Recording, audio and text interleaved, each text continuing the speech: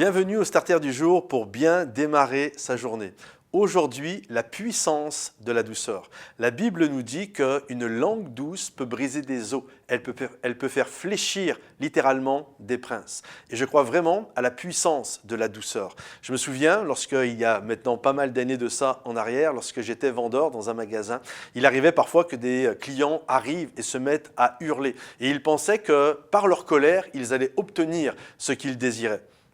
La réalité, ils pensaient en faisant ça, d'ailleurs même que les gens autour allaient dire « Ouh là là, c'est quoi ce magasin ?» et puis on part. Et moi, je me souviens à chaque fois qu'il y avait quelqu'un qui faisait ça, et lorsque j'étais avec un client, à chaque fois les clients me disaient « Mais c'est qui ce fou? C'est qui cet homme qui hurle et qui crie comme ça ?» Et la réalité, on n'obtient pas grand-chose. On peut parfois réussir à obtenir, mais c'est assez rare. Et je me souviens un jour d'un homme qui est venu, et il était mécontent, mais d'une politesse et d'une douceur et d'une courtoisie, mais d'une fermeté et d'une ténacité hallucinante, à demander à avoir un responsable parce qu'il y avait eu un problème.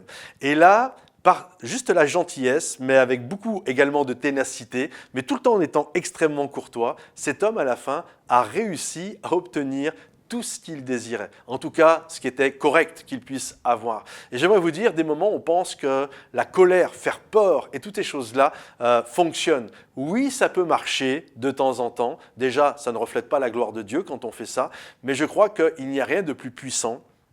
C'est la Bible qui nous le dit, la puissance de la douceur peut briser une langue douce. Je ne sais pas si vous imaginez, il est quand même fort ce verset. Une langue douce peut briser des os. Une langue douce peut faire fléchir, par la lenteur de la colère, on peut faire fléchir un prince. Alors j'aimerais vous encourager aujourd'hui. Parfois, vous allez vous retrouver dans des situations où la colère va être là, mais ce n'est pas grave hein, d'avoir de la colère en soi. La colère n'est pas un péché. Dieu ne dit pas que lorsque nous sommes en colère, nous péchons. C'est lorsque tu es en colère, ne pêche pas. Parce que quand nous sommes en colère, nous avons une tendance plus facile à pécher.